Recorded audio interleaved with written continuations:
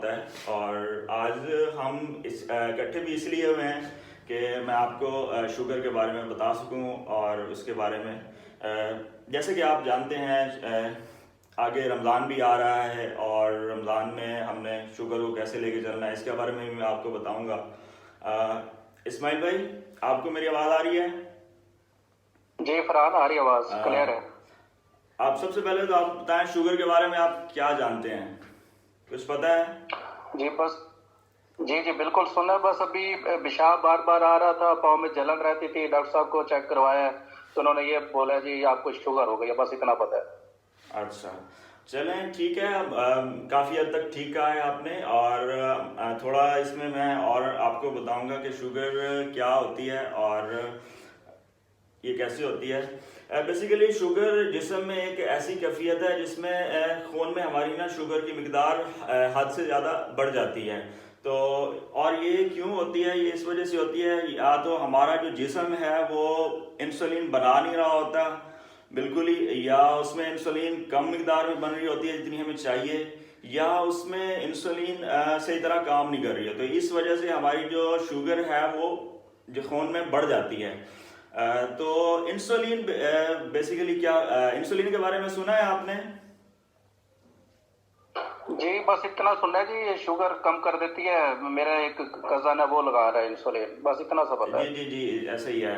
तो ये कैसे कम करती है, इसका क्या काम होता है, मैं आपको बताता हूँ। जैसे कि हम जानते हैं हमारा जो हम जिस समय हम खाना खाते हैं वो इसलिए खाते हैं कि हमें ताकत हासिल हो सके।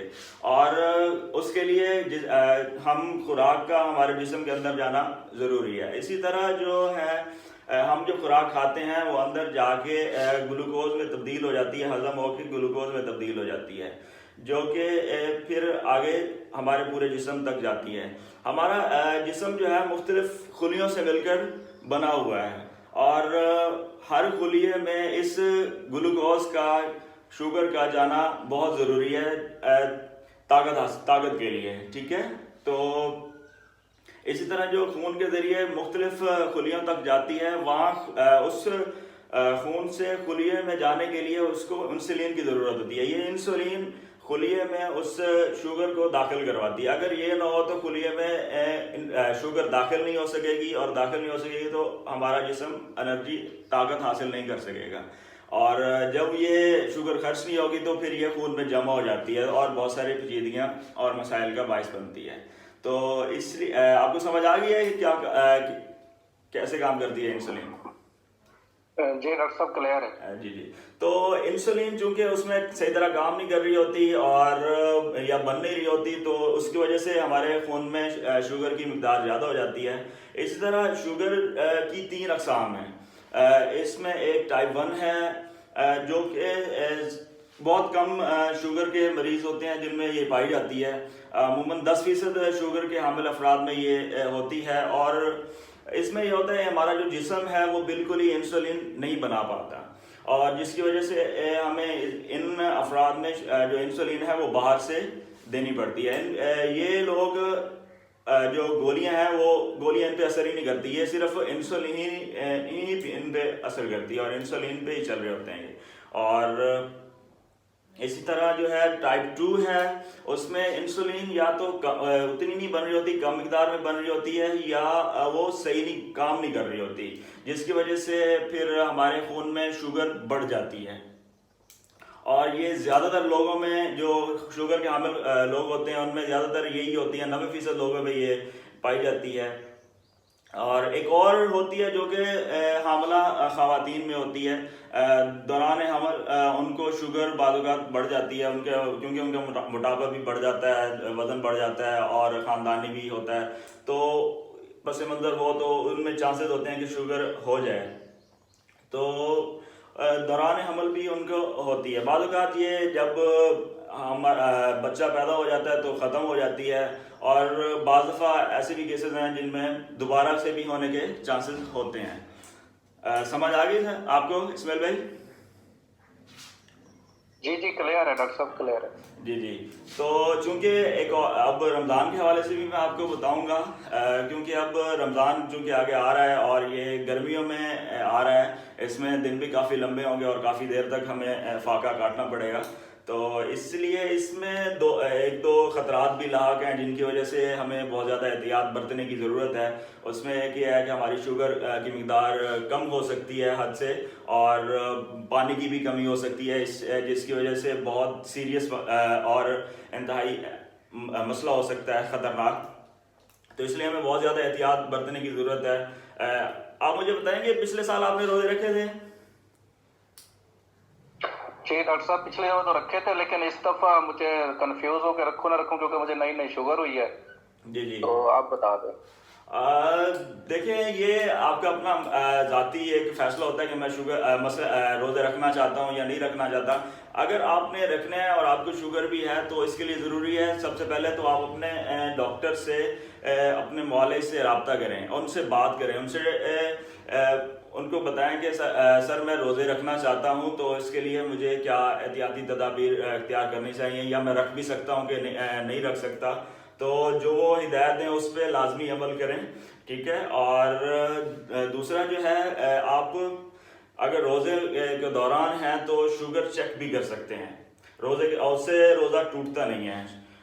आप सहरी से पहले चेक कर सकते हैं, सहरी के 2 घंटे बाद चेक कर सकते हैं, इफ्तारी से पहले चेक कर सकते हैं, इफ्तारी के 2 घंटे बाद चेक कर सकते हैं। और अगर रोज़े के दौरान आपकी हालत ख़राब हो जाती है, बिगड़ जाती है, आप ठंडे पसीने आते हैं, चक्कर आते हैं, या और बेहोश होने वाले होते हैं, तबीयत ख़राब हो रही होती है, तो आप उस दौरान भी चेक कर सकते हैं।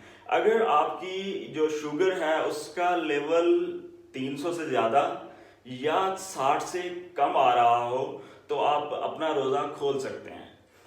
क्योंकि इसलिए ज़रूरी है, क्योंकि अगर 300 से ज़्यादा बढ़ेगी और आपको बहुत ज़्यादा उस दौरान प्यास लगेगी जो कि आपसे बर्दाश्त नहीं होगी, और अगर 60 से कम आ रही है तो वो भी आपको जिस्म में थकावट और आप बेहोश होने वाले, आंखों के आगे अंधेरा, इस किस्म की सिचुएशन और हालत पैदा हो जाती है, तो आपके लिए रोज़ा खोलना ज़रूरी हो जाता है। समझ आ रही है सर इस्माइल भाई? डॉक्टर साहब, फिर ये डॉक्टर साहब, ये गुनाह नहीं हो जाएगा कि मैं वक्त से पहले अपना रोजा खोल लूं?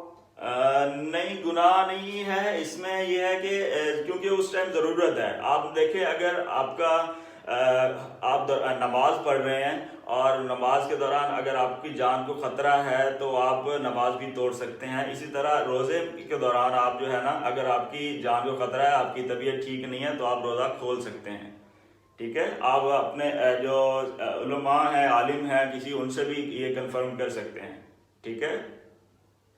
ठीक है डॉक्टर साहब, ठीक है। जी जी। इसके बाद जो है मैं आपको बताऊंगा कि सहरी और इफ्तारी में क्या खाना है और कैसे ये करनी भी है या नहीं करनी। सहरी तो एक बहुत ज़रूरी है, ये करनी चाहिए, हर किसी को करनी चाहिए, शुगर के हामिल बंदे को भी और दूसरों को भी ये बहुत ज़रूरी है। और बाज़ लोग ऐसे करते हैं कि रात को ही, आधी रात को जिस टाइम सोते वक्त उस टाइम खा लेते हैं, फिर ताकि सहरी के टाइम उठना ना पड़े। तो ऐसा नहीं करना। आपने जो अजान से कबल जो सहरी का टाइम होता है उस टाइम आपने सहरी करनी है और लाजमी करनी है, ये बहुत ज़रूरी है। आप बता सकते हैं पिछली दफ़ा आपने सहरी और इफ्तारी में क्या इस्तेमाल करते थे, क्या खाते थे? जी डॉक्टर साहब, ये पराठा हो गया सालन के साथ, और साथ लस्सी वगैरह ले लेता था। अच्छा, और इफ्तार में? शाम में यही रूह अफ़ज़ा, और साथ खजूर के साथ अफ्तारी करके साथ रूह अफ़ज़ा का बना लेता था शरबत, जी जी। और साथ यही जो पकौड़े वगैरह।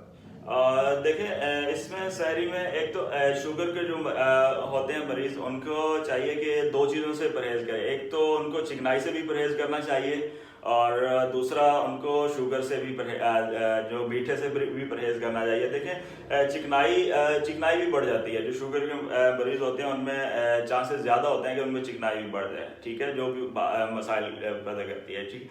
आप ऐसा आपके लिए ज़्यादा बेहतर होगा कि अगर आप मुख्तलिफ़ किस्म के आटे मिक्स करके, अनाज के, जैसे गंदम है, मकई है, इनको मिक्स करके आप वो उसकी रोटी बना के खाएं, और साथ में दाल है, दूसरे हैं, सब्जियां हैं, और गोश्त है, वो इस्तेमाल कर सकते हैं। और लस्सी का इस्तेमाल करें सहरी के टाइम, और सहरी लाजमी करें।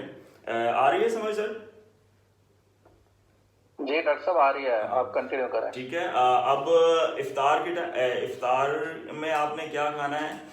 इफ्तार में ऐसा है कि आप सादा खजूर और सादा पानी लें। ज़्यादा से ज़्यादा आप मीठे पानी से परहेज़ करें, ठीक है। उससे आपकी शुगर बहुत ज़्यादा उस टाइम बढ़ सकती है, इसलिए हमें उससे भी परहेज़ करना है, ठीक है।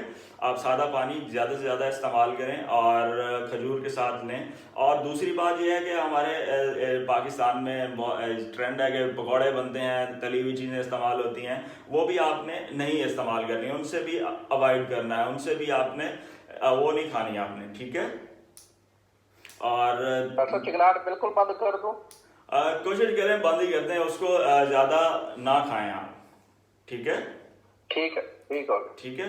और साथ में आप जो है पहले एक्सरसाइज करते थे, आप वर्जिश करते थे?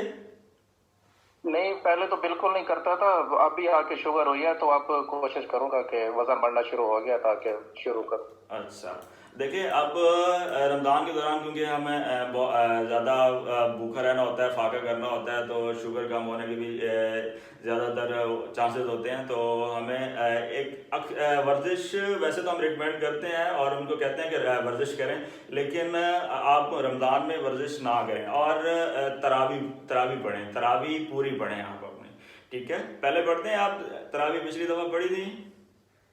जी जी डॉक्टर साहब अल्हम्दुलिल्लाह। तरावी पूरी पढ़ें, पूरी 20 पढ़ें, वही आपके लिए वर्जिश है, ठीक है।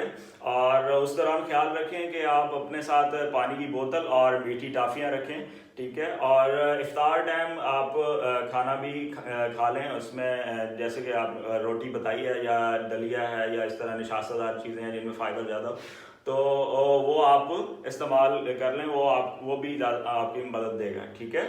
और जो है इसमें से बाज़ ऐसा होता है कि कुछ लोग जो होते हैं वो दवाई इस्तेमाल कर रहे होते हैं, इंसुलिन इस्तेमाल कर रहे होते हैं, तो जब रमज़ान आता है तो वो कहते हैं हमने रोज़ा रखना है, तो वो या तो छोड़ देते हैं अपनी दवाई को या इंसुलिन को, क्योंकि तब टाइम भी तब्दील हो जाता है, उसके लिए वक्त भी तब्दील हो जाता है। तो ऐसा नहीं करना आपने, जो अपनी इंसुलिन है या अपनी दवाई है उसको खुद से तब्दील नहीं करना, आपने अपने डॉक्टर से मशवरा करना है कि मैं इसके लिए क्या करूं, ठीक है। और उसके जैसे वो कहें उनके मशवरे पे आपने अमल करना है, और उसके बगैर आपने खुद से अपनी दवाई या इंसुलिन तब्दील नहीं करनी। और कोई बात पूछना चाहें? ठीक है डॉक्टर साहब, क्लियर है। समझ आ गई है?